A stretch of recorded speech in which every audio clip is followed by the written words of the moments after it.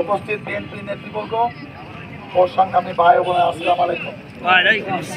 আপনারা জানেন বিগত 5ই আগস্ট আমরা নতুন করে স্বাধীনতা অর্জন করেছি। অনেকে প্রশ্ন করতে পারেন 71 সালে কি হয়েছিল, সেটাও তো আসল স্বাধীনতা।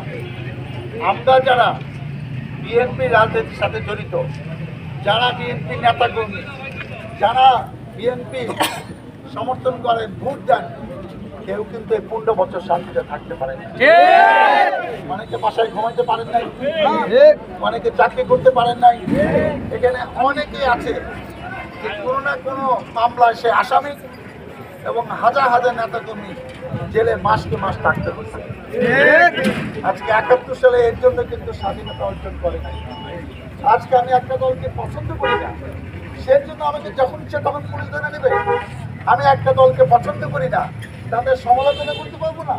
দেশে গণতন্ত্র থাকবে না, এটা স্বাধীনতা কিসে? এটা কি স্বাধীন দেশ? এই মুক্তিযুদ্ধে যারা শহীদ হলো, যে মুক্তিযুদ্ধের জন্য আমি অর্ধেক কিছু বলি, এত সুযোগ সুবিধা দিছি, সেই মুক্তিযুদ্ধের মূল কথাই হলো আমার কথা আমি বলবো, যাকে ইচ্ছে তাকে ভোট দিব, অন্যায় হলে প্রতিবাদ করবো। আমি করতে পারবো না। অতএব দেখেন, যারা বাড়াবাড়ি করেছে তাদের কি অবস্থা হয়েছে, শেখ হাসিনা পালায় গেছে। আমি প্রথমে কৃতজ্ঞতা শ্রদ্ধা জানাই, তাদের আপনার মাঠ করার কামনা করি। যেসব ছাত্র জনতার শহীদের বিনিময়ে আজকে আমরা নতুন করে এই দেশে মানুষ নতুন স্বাধীনতার স্বাদ পেল, আমি তাদেরকে ধন্যবাদ জানাই। আজকে দেখেন 15 বছর ধরে আমরা আন্দোলন সংগ্রাম করলাম, এই শেখ হাসিনাকে নামাইতে পারলাম না।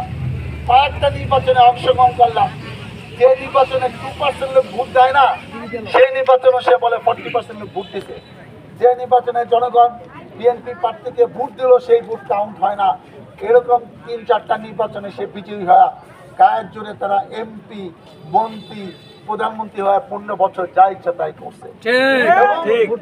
15 বছরে পুঞ্জীবিত খুবই বহিঃপ্রকাশ। দেখেন আজকে শেখ হাসিনা পালাইছে, তার কোনো মন্ত্রী কোথায় আছে খুঁজে পাওয়া যাচ্ছে না, এমপিরা কোথায় আছে আমরা জানি না। ইউনিয়ন পরিষদ নির্বাচন, উপজেলা কোনো নির্বাচন সুষ্ঠু হয় না। আপনি পছন্দ মতো একজন নেতাকে ভোট দিতে পারবেন না যদি ভোটের জবাব দিতে না থাকে। যদি সত্যিকারে ভোটে পাশ করতো, তাইলে কিন্তু এই নেতারা যা ইচ্ছে তাই করতে পারতো না। 5 বছর পরে আবার জনগণের সামনে আসতে হইতো। যখন দেখে যে জনগণের ভোট লাগে না, সিলম্যানে পাশ করলো, আমি চেয়ারম্যান, উপজেলা চেয়ারম্যান, এমপি হয়, তখন তো সে যা ইচ্ছা তাই করবে। এবং এইটার জন্যই কিন্তু এই দেশে এই অবস্থা। এখন তারা চলে গেছে, অন্তর্বর্তীকালীন সরকার দায়িত্ব নিচ্ছেন, ইউনূস সাহেবের নেতৃত্বে নতুন সরকার গঠিত হয়েছে। আমরা আশা করি তারা তাদের যৌক্তিক সময়ে অবশ্যই নির্বাচনের মাধ্যমে এখানে আবার রাজনৈতিক একটি সরকার প্রতিষ্ঠিত হবে। তার আগে তাদের যেমন অনেক কাজ আছে, আমাদেরও কিন্তু অনেক কাজ আছে। এখন আমাদের প্রথম কাজ হলো এই যে আইন শৃঙ্খলা রক্ষা করা। আজকে এতদিন আপনার আওয়ামী লীগের বিরুদ্ধে অনেক কথা কইছেন, এখন এর কারণে যদি কারো বাড়িঘর ভাঙ্গেন, ব্যবসা প্রতিষ্ঠান ধ্বংস করেন, এই যে বিভিন্ন জায়গায় 2-4 দিন আগে গার্মেন্টসে হয়েছে, ডাকাতি গুজব আছে, কোথাও কোথাও ডাকাতি হয়েছে, আমাদের এলাকা হয় না, অন্য এলাকায় হয়েছে।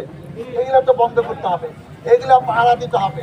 পুলিশ কিন্তু থানায় নাই, হয়তো পুলিশের ব্যাপারে 2-1 দিনের মধ্যে সিদ্ধান্ত হবে, কিন্তু চাই বলে আপনি আইন নিজের হাতে তুলে নিতে পারেন না। কোনো সরকারি প্রতিষ্ঠান, বেসরকারি প্রতিষ্ঠান, গার্মেন্টস, কোনো কিছু হামলা করার দরকার নাই। যার যা প্রতিষ্ঠান সেটা তো আছেই, এগুলা এক সেন্সে কিন্তু সরকারি প্রতিষ্ঠান তো জনগণের টাকা, আর এইগুলা ভাঙ্গা কিন্তু কোনো হবে না।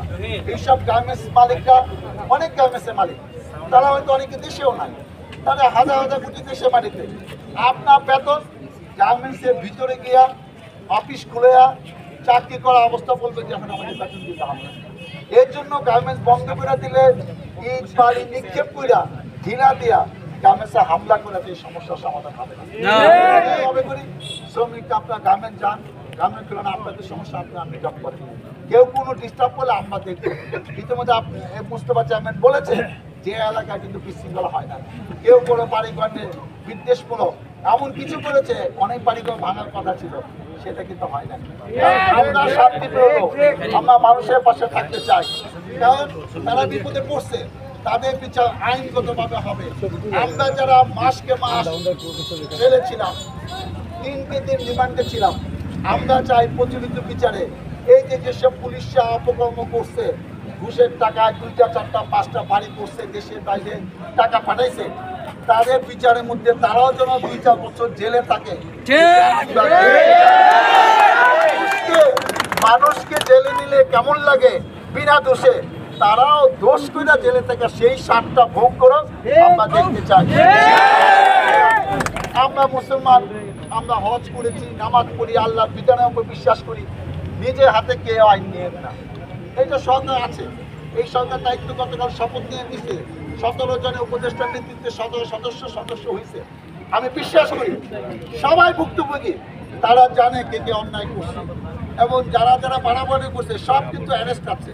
এই পুলিশ সাবার থানা 80 টাকা কিন্তু ক্যান্টনমেন্টে, এরা কিন্তু পালায় কোথাও যায় না।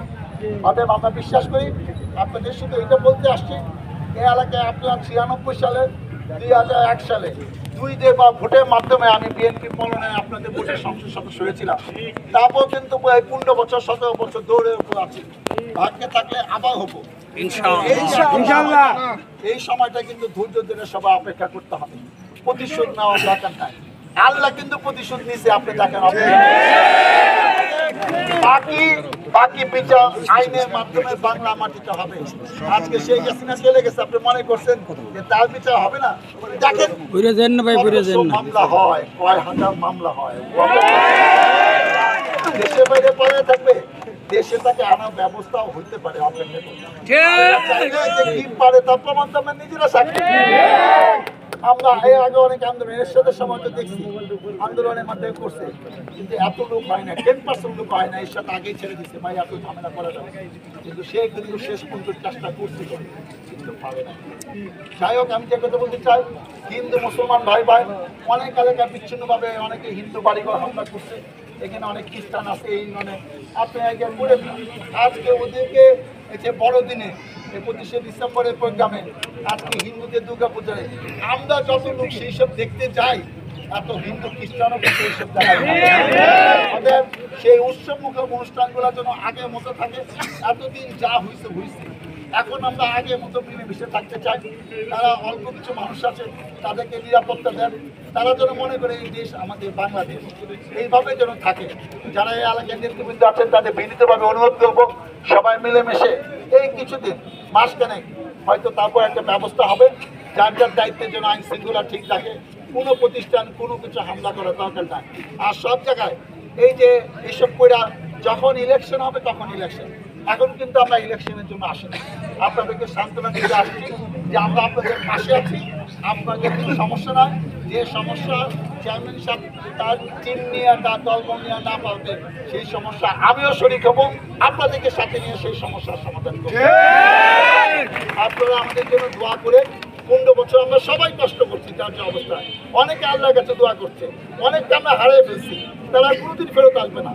কিন্তু সবার রক্ত, সবার দোয়া, সবার ইচ্ছা প্রতিফলন কিন্তু আজকে সেই হাসিনা বলে গেছে। এই জিনিসটাকে নষ্ট করা যাবে না।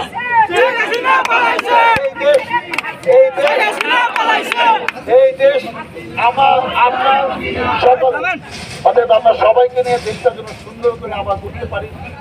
মুক্তিযোদ্ধারা যে কারণে শহীদ ছিল, সেই স্বাধীন দেশে সেই মর্যাদা, সেই স্বাধীনতা কিন্তু আমরা ভোগ করতে পারি নাই, কিন্তু আমরা এবার স্বাধীনতা ভোগ করতে চাই, সবাইকে নিয়েই আমরা সেই কাজটা করব।